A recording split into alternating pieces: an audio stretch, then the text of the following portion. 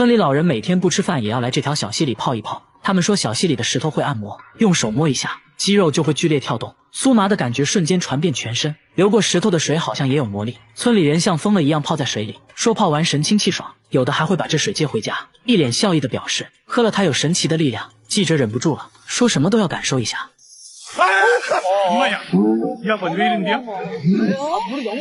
我严重怀疑这家伙是演的，韩国人都这个屌样，但他信誓旦旦地说自己真的有被电到，不过感觉挺爽的，甚至还有点上瘾。节目组摄像大哥看不下去了，你这演的太假了，你当观众是傻子啊？我来试试，这也没事啊。靠！摄像大哥表示自己真不是演的，这石头真的带电了。接着他们摸了摸旁边的石头，没有任何感觉。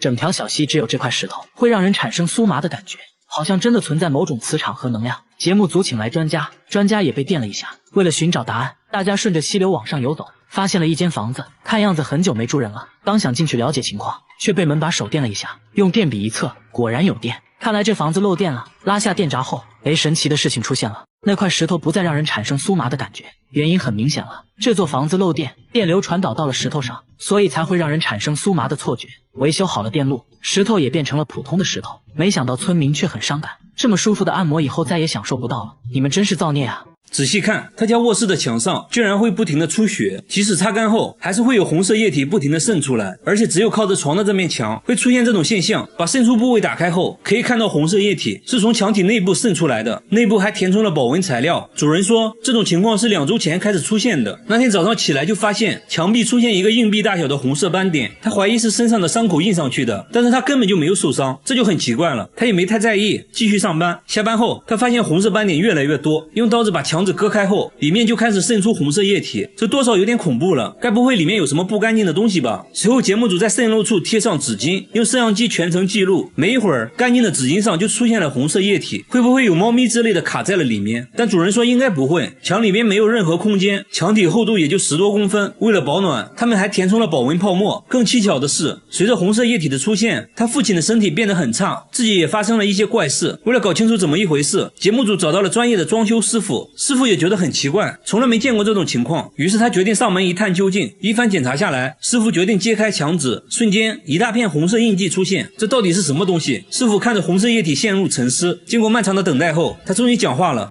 벽에 코팅을 해주는 본드제 역할을 해주는 습기 차거나 시간이 오래될수록 색깔이 더 빨개져요. 至于墙壁里为什么会出现水分，是因为3个月前外墙被拆除了一层，无法阻挡冷空气，导致墙壁凝结了很多水珠。至此真相大白，一切都是虚惊一场。但是下面这家人的墙壁就多少有点诡异了。每到半夜12点，整个公寓的墙就会传来一种凄惨的哭声，但是墙壁看起来就是个正经墙壁。主人说，有声音的时候墙壁都会震动，并且整个房间都有回声。你可以想象一下，半夜12点，全方位立体环绕的哭泣声有多瘆人。主人说，声音是从3个月前开始的，每天晚上都会持续90分钟。随后播放了自己录到的声音。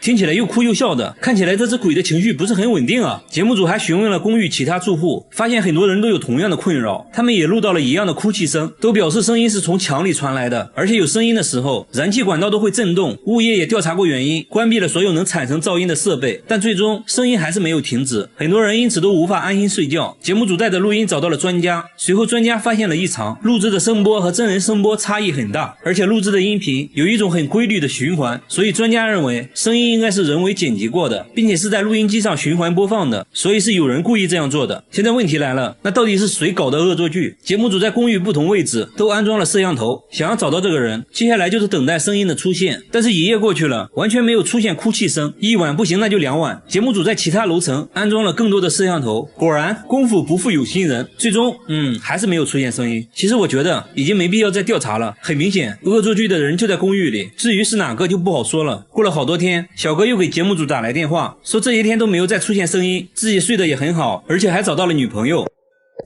好的，同样遭遇灵异事件的还有下面这位大叔，他每次开车来到这个路口，后备箱就会不受控制的自动打开，就好像有什么东西要上车一样。这不，大哥拉着节目组刚来到这里，后面突然就传来声音，后备箱又自动打开了，即便手动关闭，他还是会当着大家的面自动打开，完全不给面子。但是除了这个路口以外，车子都是正常的，后备箱也不会自动打开，而且其他经过这个路口的车也没有发生这种情况，只有大哥的车会这样。即使在白天，只要经过这里，后备箱就会无缘无故的打开。大哥怀疑这个路口之前出过事故，有一些脏东西看上了自己的车，大哥越说越害怕，于是和节目组约定白天再研究。第二天，工作人员直接钻进了后备箱，拿着摄像机想要记录一下后备箱是如何自动打开的，一切准备就位。大哥开着车就来到这个路口，录像显示后备箱在没有任何外力的作用下又自动打开了，摄像小哥也没有发现任何异常，那现在只能使用排除法了。开车来到路边的汽修店，师傅仔细检查了后备箱的机械锁，也没有发现任何问题，那会不会是这个车型的设计缺陷呢？节目组又找来了同款车型，开车来到这个路口，一切正常，后备箱没有任何反应。没办法，最后节目组找到了 4S 店，师傅对车辆检查后发现车辆之前安装了后备箱遥控锁，问题可能就出在遥控锁上。师傅说，如果路口附近的设备频率和你遥控钥匙频率一样的话，等你开车经过就会出现后备箱被打开的情况。现在要做的就是找到附近具有相同频率的设备，随后发现相同频率的信号就是从路口的商店传出来的，而这个设备正是商店的感应门铃。节目组拿着设备想要测试一下，结果却并不能打开后备箱，原来只有相同的频率也不行，还需要频率的密码和车辆遥控器密码一样才可以。也就是说，这个路口肯定存在一个频率和密码都和车辆遥控器一样的设备，所以每次经过这里，后备箱就会自动被打开。至此真相大白，大哥决定更换遥控器密码，以后就可以安心的经过路口了。好了，我是岳贝，关注我，每天一个迷惑行为大赏。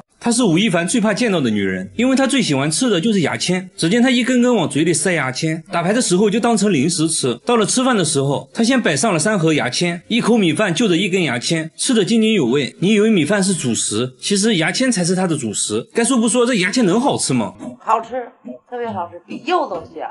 他每天都要吃3盒牙签，一盒牙签有500根，那么一天就要吃掉1800根牙签，这也太夸张了吧。丈夫也试图阻止她，但她根本不听，你说你的，我吃我的。现在大姐变得越来越离谱，这不吃着饭就把筷子给照了。大姐说筷子比牙签大，吃着有嚼劲，口感也好。丈夫看不下去了，给大姐切了点水果，没想到啊，大姐直接把水果放在了一边，对着托盘口水直流，直接让丈夫把托盘劈了给她吃。我感觉大姐就是被丈夫宠坏了，这玩意儿能吃吗？这个时候绝对不能再惯着她了。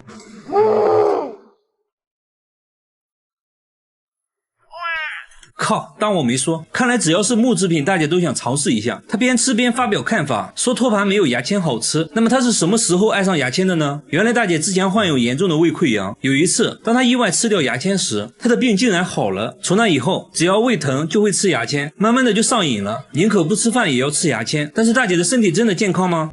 胃肠啊，有什么胃镜啊都透了，没有关系。没有问题的，有问题我不让他吃了。大姐无时无刻都在吃，就连床头柜上都放满了她的零食，2盒牙签，一堆一次性筷子，躺在床上吃，逛街也吃，她甚至连扇子都想尝一尝。节目组还贴心的给大姐带来了一些木质碗筷，大姐也不客气，拿起来直接开照。那味道如何呢？大姐说上面刷油漆了，不好吃。大姐又尝了一下竹帘，也不喜欢，她说竹子有酸味。目前来说最喜欢的就是杨木做的牙签，于是节目组又送给她好几盒杨木牙签。假如真的对身体没有任何伤害的话，开心快乐最重要。不得不说大姐的牙口真好，但是要说牙口好，下面这个男人表示不服。他拿起酒杯嘎嘣一口，直接咬下一块，接着嘎嘣嘎嘣的吃了起来。周围人的表情说明了一切。在丹东一个普通的早晨，妻子在炒菜，丈夫在洗餐前甜点，然而里面全是玻璃碴子，洗干净后上面撒上白糖，他接着就吃了起来。妻子想劝阻，但是无济于事。玻璃碴子能好吃吗？这个嚼一口非常香啊。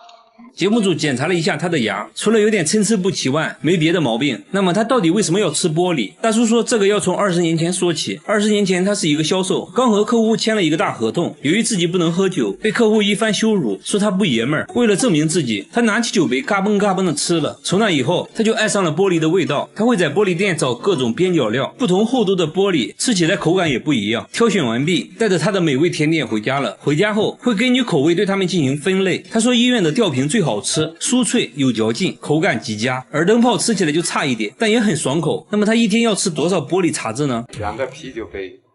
按照节目流程，他被带到了医院做检查，还在医生面前表演吃玻璃，医生也是大为震惊，但是检查结果却显示他很健康，医生也觉得不可思议，最后还是建议不要继续吃了，以后可能会出现梗阻的情况。最后大叔也表示以后就不吃玻璃了，以后改成吃牙签。下面这个大叔看了上面2位之后，连说服了，你们都是铁齿铜牙，我只能吃点软的了。只见他抓起一只泥鳅，不假思索直接吞了下去，一只不过瘾，他接着又吞了一只泥鳅。贝爷见了都直呼内行，他说生吃的味道好极了，秋秋弹弹还能拉丝。随后他把泥鳅都装到了瓶子里，在回家的路上边走边吃，那叫一个幸福。吃饭的时候也要先吃泥鳅开胃，母亲很担心他，但他却并不在意，继续吃着心爱的泥鳅。那他为什么要生吃泥鳅呢？原来大叔曾经有胃炎，为此还做过5次手术。为了疗养身体，他吃了很多的中草药，但是并没有什么效果。然而有一天，桌子上的泥鳅引起了他的注意，他之前在书中看到过泥鳅有缓解胃痛的功效，于是他尝试生吞泥鳅，结果胃痛确实好了不少，于是一发不可收拾。他对于泥鳅的选择也是很苛刻的，他只吃野生的泥鳅，拿着铁锹来到稻田就开始挖泥鳅，不一会儿就挖到了1盆的泥鳅，稍微清洗一下，抓起来就送进了嘴里，那是干净又卫生啊，兄弟们。朋友想做一道泥鳅豆腐汤，他却觉得根本就是浪费时间，高端的食材往往只需要最朴素的烹饪方式，生吃才是最好的。按照节目流程，他被带到了医院做检查，一番检查下来，他的身体状况很好，但是医生还是不建议生吃，因为有感染寄生虫的风险，如果非要吃的话，建议只能中午吃。最后大叔也表示，为了身体健康，以后会尽量少吃的。好了，我是岳贝，关注我，每天一个迷惑行为大赏。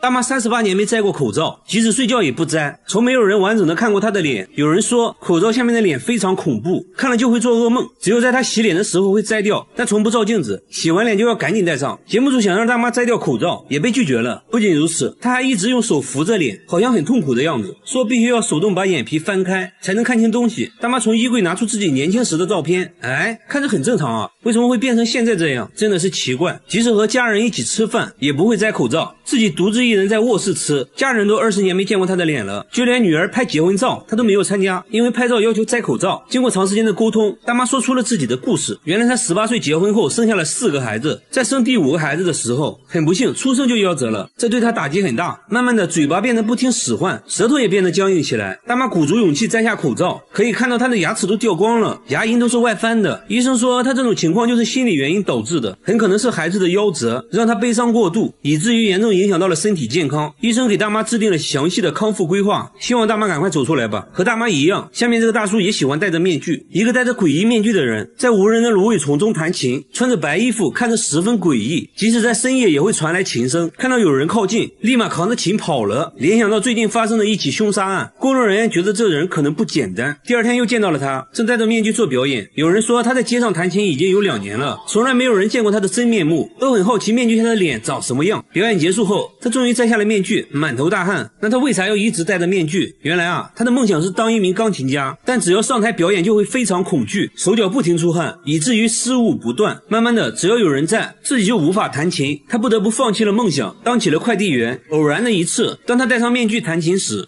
各种恐惧紧张一下子都不见了。他开始尝试在街上戴面具表演，没想到大家都很喜欢看。他说刚开始很在乎别人的眼光，那现在戴上面具后，他不用在乎别人的感受了，感觉非常自在。节目组建议他摘掉面具表演，他内心还是非常犹豫。第2天下班后，他照常戴着面具表演。表演结束，他突然举起了牌子，上面写了自己一直戴面具的原因。这一刻，他决定摘掉面具，众人纷纷鼓掌支持。他不再紧张，不再恐惧，非常轻松地弹奏了一曲。所以说，直面内心的恐惧才是治疗心理问题的关键。大叔是非常值得我们学习的。他一觉醒来，发现被绑架到了一间密室，他大声呼救，也没有任何回应。墙上的摄像头正在同步直播他的一举一动。这时广播里传来声音，说了一些游戏规则，最重要的规则就是禁止睡觉，任何企图睡觉的行为都会被制止。广播还说，出去的线索就在密室里，密室里只有一个凳子和水桶。他掀开水桶盖，里面全都是腐肉。没办法，为了能出去，强大的求生欲驱使他忍着恶臭在里面一阵翻找，只找到了一个玩具娃娃。接着进来一个手拿电击棒的蒙面人，把小丽电晕后绑在了椅子上，给他戴上了 VR 眼镜。 VR 里播放着打扑克牌的画面，还传出刺耳的声音，这让他整晚无法睡觉。此时直播间人气飙升，这难道就是就是传说中的暗网吗？第一天就这样过去了。来到第二天早上，小丽被逼着回答一些变态的问题，回答不能让他们满意的话，就会被蒙面人用高压水枪持续攻击。蒙面人的目的就是为了让小丽时刻处于高度紧张状态。就这样来到第3天，蒙面人又带进来一个女人，让他们2个玩抢答游戏，答错的话就会受到惩罚。小丽侥幸获胜，新来的女人则被一枪爆头。3天没睡觉的小丽看到这一幕崩溃了，她完全不知道蒙面人的目的是什么。随后蒙面人给她戴上了 VR 眼镜，漫长的煎熬又开始了。来到第4天，小丽已经变得有些精神恍惚了。4天没睡觉没吃饭的她都已经很难站立了。这时蒙面人送进来一些吃的，但是被锁了起来。广播里说他只有1分钟的时间。小丽不断换钥匙开锁，终于打开了，接着狼吞虎咽起来。1分钟时间到，小丽把饭吃了个精光。广播里又说大门的钥匙就在那串钥匙里面，你其实可以用这1分钟的时间打开大门逃走的。小丽又崩溃了，在这给我玩脑筋急转弯呢。接着蒙面人又准备把她绑在椅子上，趁蒙面人不注意，小丽一个提膝放倒了他，捡起那串钥匙冲向大门，试了几次后终于打开了锁，但紧接着被缓过来的蒙面人电晕了。时间来到第5天，5天没有睡觉的小丽刚闭上眼睛就被刺耳的警报声叫醒了。接着蒙面人推进来一个木箱，把小丽电晕后放了进来，接着封上盖板，随后又把3只老鼠放了进去。这时广播里又说话了，说老鼠已经饿了好几天了，你们谁死谁活由你决定。一番挣扎过后，他咬死了3只大老鼠，老鼠估计也是第一次见到比猫还厉害的人。随后蒙面人打开箱子，把小丽放了出来，为了防止她睡觉，再次给她戴上了 VR 眼镜。来到第6天，一阵滴滴声传来，他循着声音在之前的玩具娃娃里找到一部手机，这不好办了吗？他赶紧报警求助，警方让他提供地址，但他根本不知道这是哪里。突然电话就没声音了，原来是没电了。此刻小丽真的崩溃了，6天没有睡觉，她已经开始产生幻觉了，看到了一些奇奇怪怪的人。随后她被绑在了手术台上，医生破坏了她脑部的人脸识别中枢神经，小丽现在已经不能识别特定的人脸了，简单来说也就是脸盲了。就这样来到了第10天，小丽恍惚中看到对面坐着一个长相恐怖的男人，中间还放着一把锤子。恐惧中她拿起锤子梆梆2锤把对方解决了。抬头一看，密室大门居然打开了，别管有没有阴谋，先逃出来再说。没想到啊，他竟然跌跌撞撞的跑了出来，才发现这里是荒废很久的工厂。10天没睡觉的他最后还是倒在了回家的路上，还好被一对双胞胎老大妈救了，但是画面看着属实诡异。最后在没有询问小丽家庭地址的情况下，竟然把她送回了家。其实这对双胞胎也是蒙面人一伙的，小丽现在也还在游戏中。回到家的小丽第一件事竟然先洗了个澡，不是应该先睡觉吗？我觉得她还是不困。这时她听到有人开门，她惊慌的拿起一把刀躲在了墙后面。她现在已经不认识任何人了，等人靠近后，她从后面偷袭猛刺几刀就把这人解决了。刚刚小丽杀人的画面也正被蒙面人组织同步直播了。这时直播间管理员发送了一句话：实验成功，直播结束。其实小丽杀的人正是自己的父亲。之后小丽被带到警局，经过医生评估后被送进了精神病医院。画面一转，一个中年妇女从这间密室醒来，直播又重新开启。原来这个女人是一位俄罗斯高官的妻子，蒙面人组织之前刺杀过高官，但是失败了，于是找到了这种方法，让人连续10天不睡觉，再破坏他们人脸识别中枢神经，让他们不认识身边的人。小丽杀掉了自己的父亲，证明了实验的可行性。于是他们绑架高官的妻子，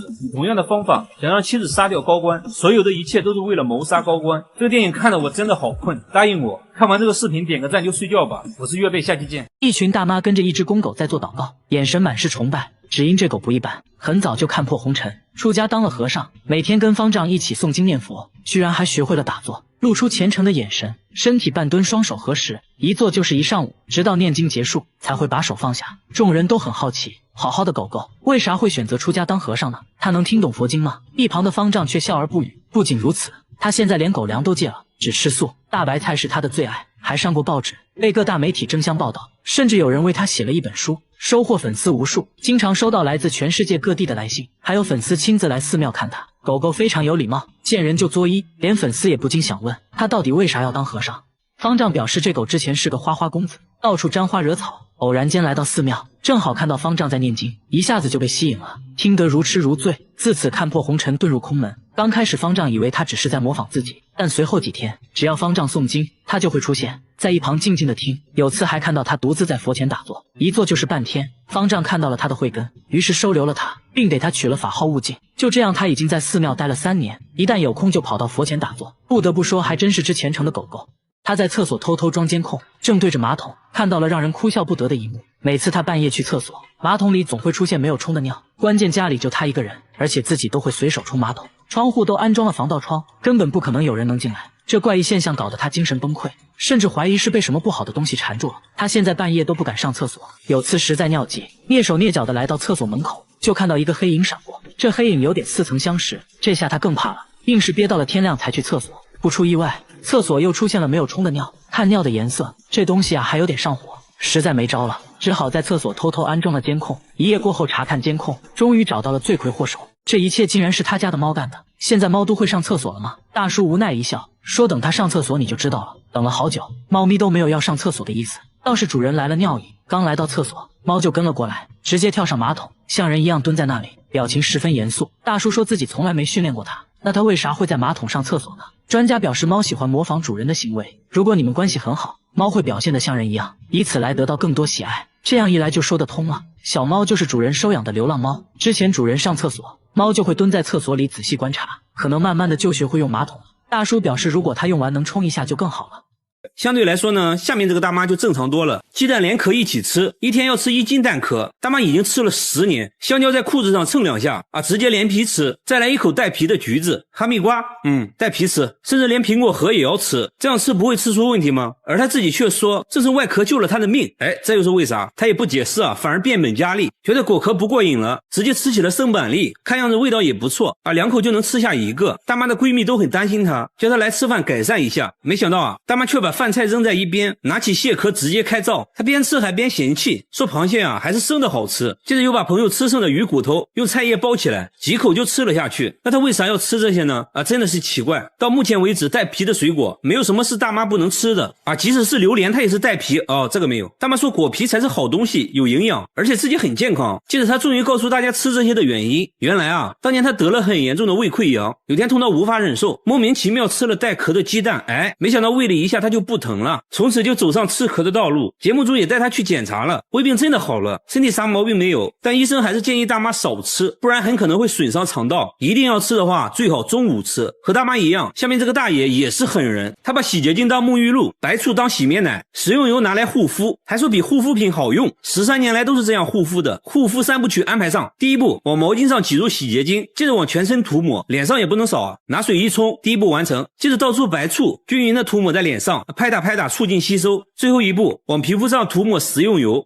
保湿又美白。他说白天要用玉米油，晚上用花生油，这样保湿效果最好。工作人员摸了摸，果然很光滑，这样一套下来的话就可以上烧烤炉了。不仅如此，大爷刷牙也要用白醋，说可以消菌杀毒，口气都变得清新了呢。至于牙膏嘛，有别的用处。只见他往手上挤入半管薄荷味牙膏，接着就开始洗头了。你别说，泡沫还挺丰富的。大爷说这样洗完清爽自然，工作时也要随身带着白醋，没事就要拿出来涂一涂，看电视也不能闲着。连妻子都不能理解大爷的奇葩操作，直接把妻子熏走了。为了达到更好的保湿效果，他还会用食用油自制面膜，不得不说皮肤看着细腻了很多，医生也没有检查出任何问题。由于大爷年龄大了，如果继续这样操作的话，皮肤可能会恶化，这种护肤方式好不好不知道，反正我感觉挺入味的。好了，我是月贝，关注我，每天一个迷惑行为大赏。婴儿车被包了起来，里面时不时传来怪叫，没有人知道婴儿车里面是什么。大妈整天推着婴儿车流浪，晚上就睡在公共厕所，这样生活了10年。问他为啥不回家，他却说家里有个怪东西会隐身，就算在外面冻死也不敢回去。即使在外面，他依然觉得有什么东西在跟着自己，警惕地看着四周。白天他又毫无目的的流浪，拿出1盒猫罐头开始吃，还往婴儿车里放了一点，这才看清楚，原来婴儿车里面还有1只猫。经过一番沟通，大妈同意带我们去家里，他家门上安装了5把锁，里面还有1道防盗门，进来后要赶紧用一个柜子挡住，屋里窗帘紧闭，没有一丝光亮，并把所有家当都放在了衣橱里，甚至包括电饭煲。节目组安装了摄像机，想要拍到大妈说的那个怪东西，然而一夜过去并没有任何发现，就发现大妈行为举止很反常。只见她半夜好像听到了什么，惊慌的来回走动，还时不时跪在地上，嘴里一直念叨着什么。节目组很疑惑，大妈神秘的指了指天花板，说你难道听不到声音吗？那个怪东西就躲在天花板上呢。但工作人员并没有听到任何奇怪的声音。节目组觉得这一切都是大妈想象出来的，她到底发生了什么事经过长时间的沟通，她决定去医院。一番交流下来，医生说她患有妄想症和精神分裂，必须尽快吃药治疗。原来之前她妈妈生了一场大病，因为没钱治疗嘛，很快就去世了。没过多长时间，父亲也去世了，她感觉自己没有保护好父母，从那时起内心充满了愧疚，只有在人多的大街上才能避免内心的孤独，只要在房子里就会产生屋里有别人的幻觉。老人死了15年，身体却没有腐烂，甚至散发出淡淡的清香，手指甲还在生长，连血管都清晰可见，甚至还长出了黑头发。家人都认为奶奶并没有死，只是睡着了而已。他们会定期给奶奶剪指甲，每天还要给奶奶擦身体，单独给她做饭。看着成为一具干尸的老太太，节目组也震惊了。原来15年前奶奶突发疾病住院，在9天不吃不喝的情况下，竟然喷出了16斤便便，接着就断气了。奇怪的是，体温并没有下降，一直维持在36度，身体也不僵硬，除了没有气息外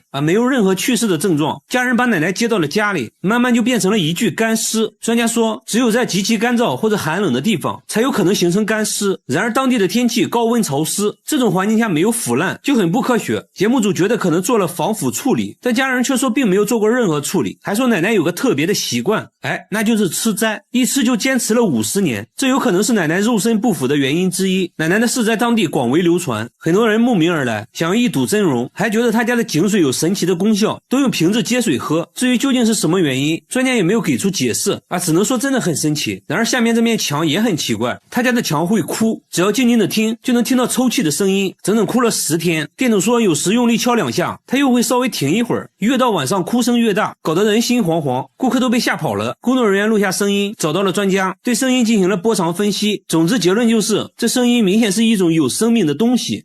真是见了鬼了，难道墙是活的，它有心跳？大家才不信。店主请来了装修师傅，这师傅一来也不敢得罪这墙，大家鼓励了他好久才开始。现在墙上打了个洞，内窥镜往墙里一看，就看到了2只闪亮的眼睛，师傅被吓了一跳，仔细一看，原来是只小猫咪，墙上都是抓痕，看起来现在已经精疲力尽了。那它是怎么钻进去的？节目组检查了屋顶，猜测是通过屋檐下的缝隙钻进去的，在墙壁之间穿行时不慎跌落到了墙里面。店主说这只猫我见过，之前一直在我店门口转悠，店主决定明天拆墙救它，可第2天墙里一点动静没有，通过手机观察里面空空如也，猫咪不见了。专家认为猫咪已经自己逃脱了，强大的求生欲让它克服了种种困难，最终爬了上来。几天后小猫咪果然出现了，然而下面这家也发生了一件怪事，他家经常无缘无故的出现长头发，有长有短，最长的有2米，比他本人都高，有时出现在厕所，有时出现在卧室，拔一根自己的头发做对比，大小几乎一模一样。他觉得这就是人的头发，关键他家人都是短发，而且最近来家里的人也都是短发。一开始呢还误会了老公，以为是老公在外面带来的。这种现象呢是1周前开始出现的，老公当时在叠衣服，就发现了一根长头发，衣服是刚从烘干机里拿出来的，他赶紧查看烘干机，里面却干干净净，毛都没有。慢慢的头发出现了越来越频繁，看着吓人。房子呢是他们租的，刚住进来也没几个月，而且像这样的房子租金却很便宜，当时房主也是很着急的往外租，他们怀疑房子里发生过不好的事情，难不成真的有鬼？节目组带着毛发找到专家，专家看了半天，说从粗细大小上来看和头发确实很像，接着又在显微镜下观察，结果专家却说这并不是头发，那这到底是啥呢？专家说这就是裤子上的线头而已。接着妻子检查了衣服，果然在一件西装上抽出了一模一样的线头，长度也完全符合。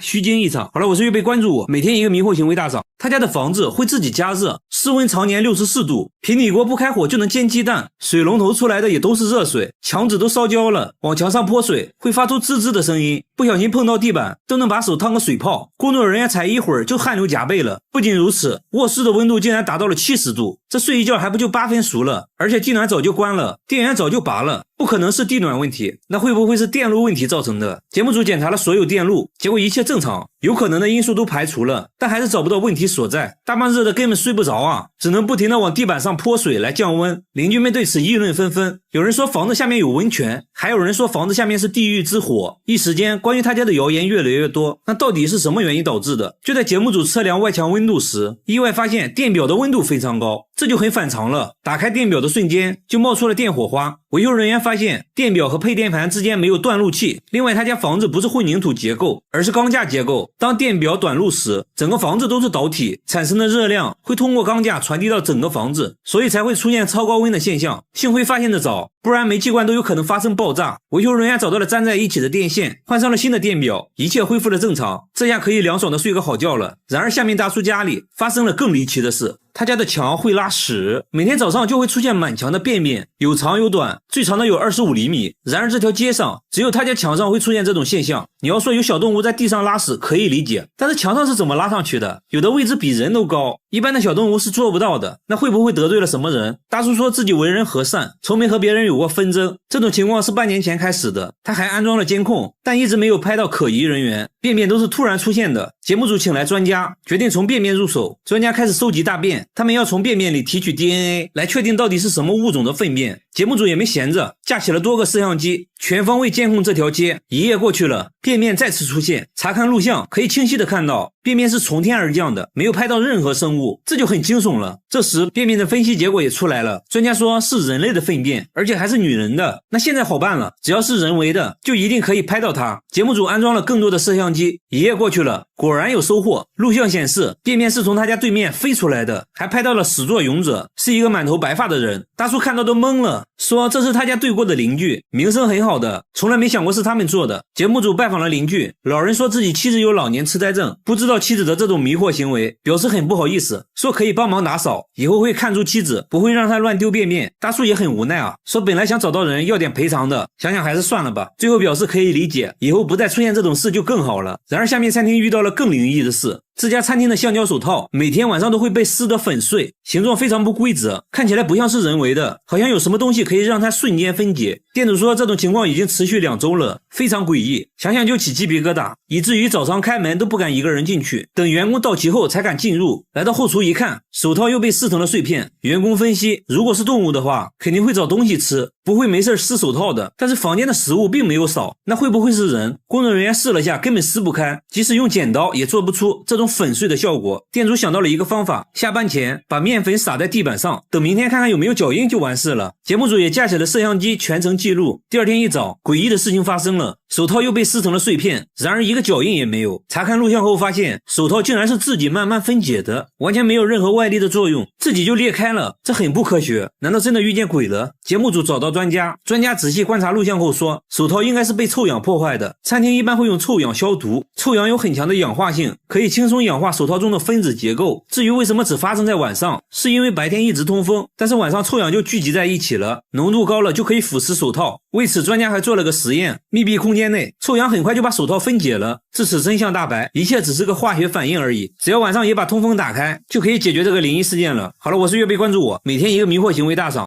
他有个大豪宅，却天天住在厕所里，睡觉在厕所，吃饭也在厕所，掀开垫子下面全是尿，还说厕所味道清新自然，厕所门时刻紧闭着，好像在躲着什么东西。他说只要离开厕所就会头晕目眩，全身酸痛，不得不离开的话就要全程戴口罩。去客厅那都算是旅游了，还会给客厅喷一种神秘的液体。白天大妈很反常的出门了，她来医院看望丈夫10年前得了中风，就一直住在医院，一见面丈夫就哭了，说到底是怎么回事。这时大妈说她房子有毒，还说是邻居往她家放的毒气，之前和邻居吵过架，所以就往她家放毒气，让她无法安心睡觉。为了防止毒气扩散，她封死了家中的各个缝隙，还安装了多个监控摄像头，因为厕所的气味最小，就成了她的庇护所。虽然大妈说的证据确凿，但节目组却什么都闻不到，用专业仪器检测后没有发现任何异味，甲醛也没有超标。节目组拜访了邻居家，也不像大妈说的那样，大妈之前还报过警，警察也检查过邻居的房子，没有任何异常。很明显这一切都是大妈自己想象的。精神科医生表示，丈夫住院后她不得不独自生活，产生了严重的焦虑和孤独感，可能就慢慢产生幻觉了。医生说大妈需要人陪就会慢慢好起来。走进科学节目组变成走访问问节目组，陪大妈聊天，给大妈按摩，还一起在厕所吃饭。几天过去了，大妈突然从厕所出来了，她开始正常的做饭，口罩也摘掉了，给工作人员做了一桌子好吃的，说现在已经闻不到任何异味了。大妈终于走了出来，看到没对象的赶紧找个吧，不然老了真的会很孤独的。和大妈一样，下面这个大姐的情况也不容乐观。大姐每天穿着用2万个曲别针做的衣服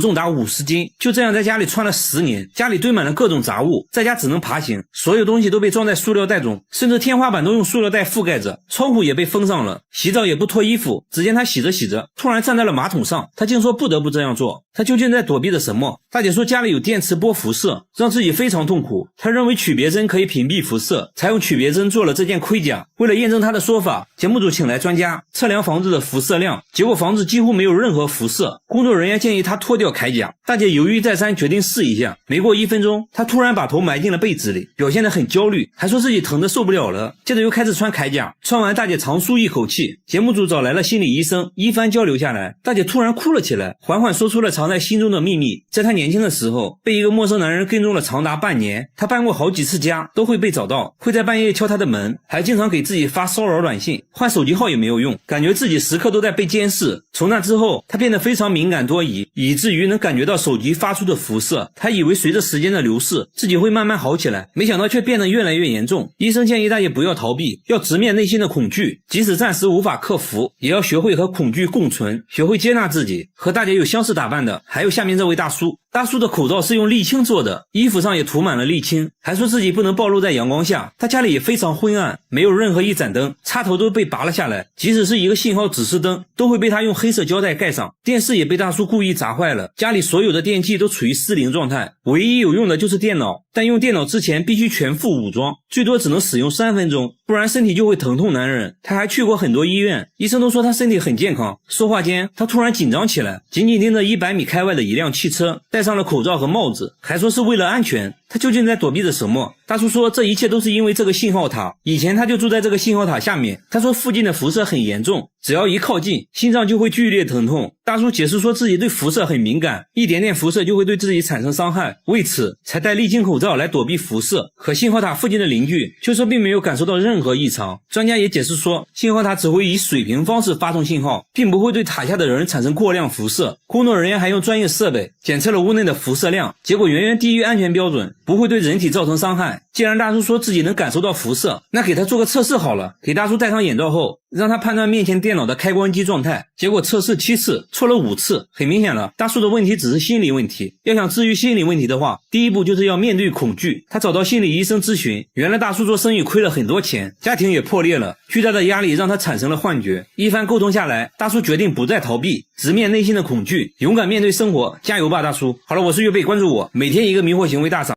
他肩膀上出现了一只诡异的手，像是一个婴儿趴在了背上。关键他家就一个孩子啊，左边露出的脚是自己的，旁边看起来根本就没有人。然而诡异的照片不止这一张。丈夫说之前在车里给孩子拍照，车窗上也出现过一个奇怪的影子，有胳膊有腿的，看起来很像人。当时连续拍了2张照片，奇怪的是第2张照片上影子又神秘消失了。刚开始以为是窗户脏了，但车是刚洗完的，完全没理由啊。节目组找到专家，通过分析照片信息，专家不认为这是灵异事件，给照片调个色就可以看出来，影子有一圈明显的线条。专家认为是之前车窗上的贴纸留下的印记，虽然肉眼看不出来，但手机是可以拍出印记的。为了验证这个说法，节目组找来了同款车型，往车窗贴上蜘蛛侠贴纸，然后在烈日下暴晒6小时，完事后揭去贴纸，车窗还是干干净净的，即使用背景布遮住，肉眼也看不出任何印记。接下来用手机对着车窗拍照，果然拍到了贴纸留下的印记。至此影子的谜底揭开了，那肩膀上的手又如何解释？专家仔细观察后发现，大腿旁边凸出来一个三角形的东西，像是裙子之类的衣角。他推测当时后面可能有一个1.2米左右的女孩，正好举了手，由于视线遮挡，拍出来的就只有一只手而已。节目组还原了当时的场景，等女孩走到婴儿车后面时，拍出的照片果然只看到了一只手。至此真相大白，一切都是虚惊一场。有相似经历的还有下面这家人，他家客厅窗户上出现了一张脸，看起来像是梳着双马尾的老太太，死死地盯着一家人。窗户对面就是墙，不可能是对面反射过来的，而且他家在3楼，一般的老太太是上不来的。当时只有丈夫一人在客厅整理玩具，完事后对着玩具拍照，第2天欣赏照片时就发现了这张脸，看着非常诡异。随后对着窗户又拍了很多照片，但是那张脸没再出现过。丈夫一口咬定那不是人啊，不是人，那是什么？